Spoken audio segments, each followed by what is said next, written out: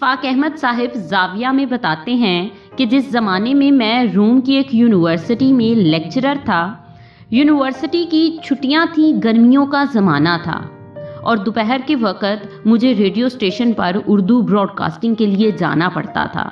एक दिन ऐसा हुआ कि मैं रेडियो स्टेशन से लौट के वापस आ रहा था। दोपहर का वक़्त था।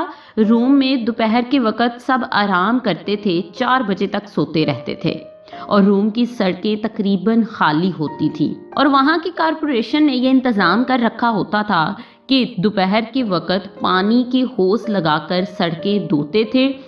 उससे सड़कें साफ़ भी हो जाती थी और ठंडी भी हो जाती थी। मैं एक दिन उस वक़्त वापस आ रहा था कि इक्का दुक्का कोई ट्रैफिक की सवारी आ रही थी। मैंने देखा कि मेरे सामने एक गोल दायरा है जिसके ऊपर से मुझे चक्कर काट कर अपने घर की तरफ मुड़ना था। तो मैंने कहा कि ट्रैफिक तो है नहीं, तो क्यों ना मैं सिग्नल को क्रॉस करता हुआ डायरेक्ट दरमियान में से गुजर जाऊं। वहाँ पर एक सिपाही खड़ा था। मैंने वहाँ से डायरेक्ट गुजरा। उसने मुझे देखा और उसने परवाह नहीं की, मुझे जाने दिया। मैंने अपनी गाड़ी के शीशे में से गर्दन घुमाकर उसकी तरफ देखा और तंजन मुस्कुराया अपनी किस्मत और अपनी कामयाबी पर। जब उस सिपाही ने मेरी मुस्कुराहट को देखा तो उसने सीटी बजा के रोक लिया। रूम में सीटी बजना मौत के बराबर थी। मैं रुका, वो सिपाही मेरे पास आकर खड़ा हो गया। पहले मुझे सल्यूट किया। वहाँ पर रिवाज था कि जब किसी का चालान करते और उसको पकड़ना होता तो पहले सल्यूट मारते। तो उसने सल्यूट मारा तो मैं अंदर से थर थर कांप गया। मैंने शीशा नीचे किया तो वो मुझे कहने लगा, आपका लाइसेंस है? मैंने कहा, मुझे आपकी ज़ुबान समझ में नहीं आ रही। तो उसने कहा, तुम अच्छी खासी तो हमारी ज़ुबान बोल रहे हो, लगता है तुम झूठ बोल रहे हो। मैंने कहा, नहीं, मुझे नहीं आती। तो उसने कहा, आप अपना लाइसेंस दिखाएं। तो मैंने कहा, जिसके पास उसका लाइसेंस ना हो वो क्या करे? तो उसने कहा, कोई बात नहीं, मैं आपका चालान कर देता हूँ। उसने पर्ची फाड़ कर मेरा चालान कर दिया और मुझे कहा कि ये जाकर डाक खाने में मनी ऑर्डर की खिड़की पर जमा करवा दें। इसके लिए आपको कचहरी पर धक्के नहीं खाने पड़ेंगे। मैं वहाँ से चालान करवा के घर आ गया। मैंने अपनी लैंड लेडी से कहा कि मेरा चालान हो गया है। वो कहने लगी, आपका चालान हो गया है? तो मैंने कहा, हाँ, मुझे बताएं कि अब मैं क्या करूँ।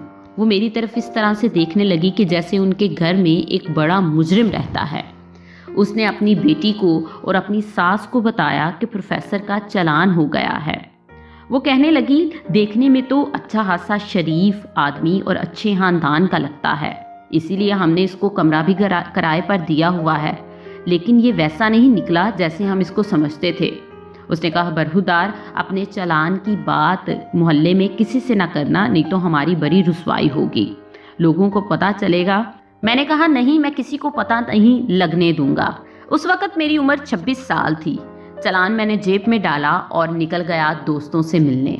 अगले दिन मुझे चालान जमा करवाना था, लेकिन मैं भूल गया। फिर सारा दिन गुजर गया। उसे अगले दिन मुझे असूलन जमा करवा देना चाहिए था। मैं अपने कपड़े बदले तो उस पुराने कोट में चालान रह गया। शाम के वक़्त मुझे एक तार मिला कि मुख्तरमी जनाब प्रोफेसर साहिब, फ़लाँ फ़लाँ मुकाम पर फ़लाँ चौराहे पर आपका चालान कर दिया गया था इस सिपाही ने। ये नंबर है आपके चालान का, आपने अभी तक कहीं पे भी चालान के पैसे जमा नहीं करवाए, ये बड़ी हुक्म अदौली है, मेहरबानी फरमाकर उसे जमा करवा दें, आपकी मेहरबानी होगी। तकरीबन 21 रुपये का तार था। मैंने सारे लफ्ज़ गिने। मुझसे ये कोताही हुई कि मैं फिर भूल गया और उनका फिर एक तार आया, अगर आप अब भी रकम जमा नहीं करवाएंगे तो फिर हमें अफसोस है कि कोर्ट में पेश कर देना पड़ेगा। मुझसे गलती हुई कि मैं नहीं जा सका। तब मुझे कोर्ट से एक ख़त आया कि फ़लाँ तारीख को अदालत में पेश हो जाएं।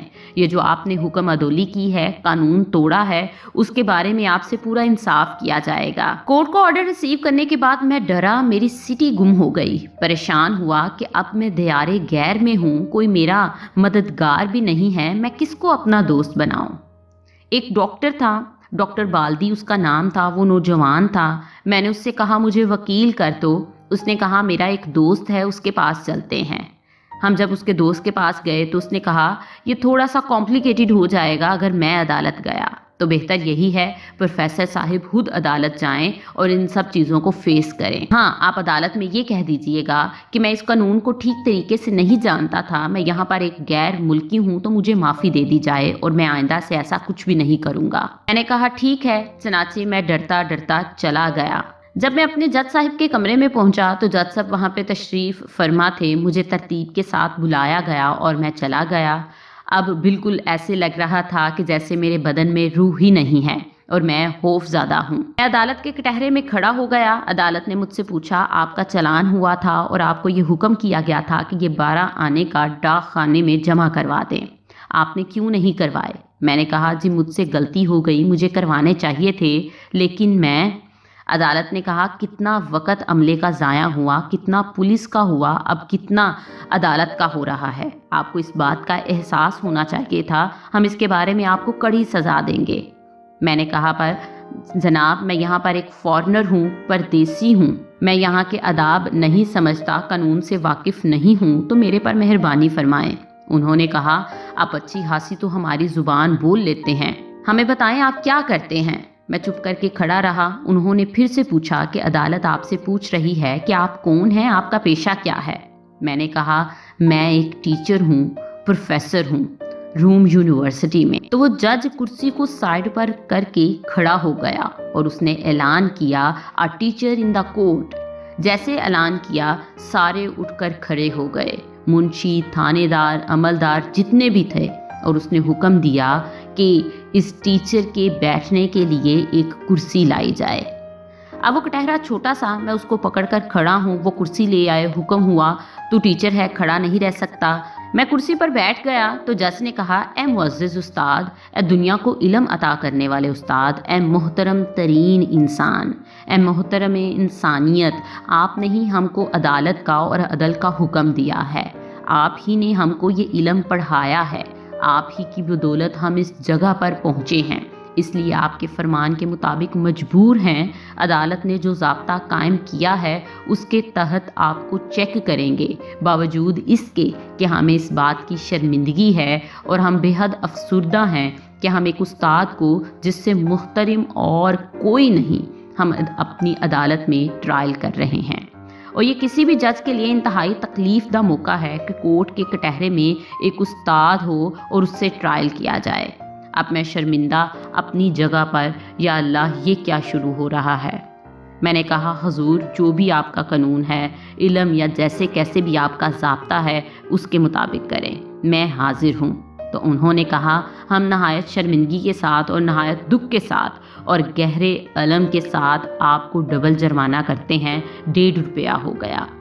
اب جب میں اٹھ کے اس کرسی میں سے، اس کٹہرے میں سے نکل کر شرمندہ باہر نکلنے کی کوششیں کر رہا تھا تو وہ جج اور اس کا عملہ اور اس کے منشی وہ سارے جناب میرے پیچھے پیچھے چلتے آ رہے تھے اور کہہ رہے تھے "A teacher in the court"۔ میں کہوں میری جان چھوڑ دیں، یہ باہر نکل کر میرے ساتھ کیا کریں گے؟ آگے تک میری موٹر تک مجھے چھوڑ کے آئے، جب تک میں وہاں سے گاڑی سٹارٹ کر کے نہیں نکل گیا وہ عملہ وہاں پر ایسے ہی کھڑا رہا۔ اب جب میں لوٹ کر گھر آیا تو میں سمجھا یا اللہ میں تو بڑا معزز آدمی ہوں، اور محلے والوں کو بھی آ کر بتایا کہ میں ایسے گیا تھا اور وہاں پر یہ ہوا۔ وہ بھی جناب اور میری جو لینڈ لیڈی تھی وہ بھی بڑی خوشی کے ساتھ محلے میں چوڑی ہو کے گھوم رہی تھی کہ دیکھو ہمارا یہ ٹیچر گیا اور کورٹ نے کتنی عزت دی، اس کی عزت افزائی ہوئی۔ تو میں یہ سمجھا کہ اس کے ساتھ ساتھ میری تنخواہ میں بھی اضافہ ہوگا۔ میں نے اپنے ریکٹر سے پوچھا تو اس نے کہا نہیں، تنخواہ یہاں پروفیسر کی اتنی ہی ہے جتنی تمہارے پاکستان میں ہے، وہ کوئی مالی طور پر اتنے بڑے نہیں ہیں لیکن عزت کے اعتبار سے بہت بڑے ہیں، رتبہ ان کا بہت زیادہ ہے، اور کوئی شخص یہاں کوئی بیوروکریٹ ہو یا کوئی جج ہو، آپ نے دیکھ ہی لیا، یہاں کا تاجر ہو، یہاں کا فیوڈل لارڈ ہو، وہ استاد کے رتبے کے پیچھے اسی طرح چلتا ہے جیسے روم کے دنوں میں غلام اپنے آقا کے پیچھے چلتے تھے۔ مالی طور پر وہ بھی بیچارے ہیں، یہی ان کا کمال ہے کہ مالی طور پر کمتر ہیں لیکن رتبے کے اعتبار سے بہت اونچے ہیں۔ جیسے سقراط جو تھا وہ اپنے کھنڈروں میں اور فورم میں کھڑا ہو کے ننگے پاؤں بات کرتا تھا، لیکن اس کا احترام تھا، وہ کوئی امیر آدمی نہیں تھا۔ میرا باس کہا کرتا تھا "You have changed your profession for a handful silver"۔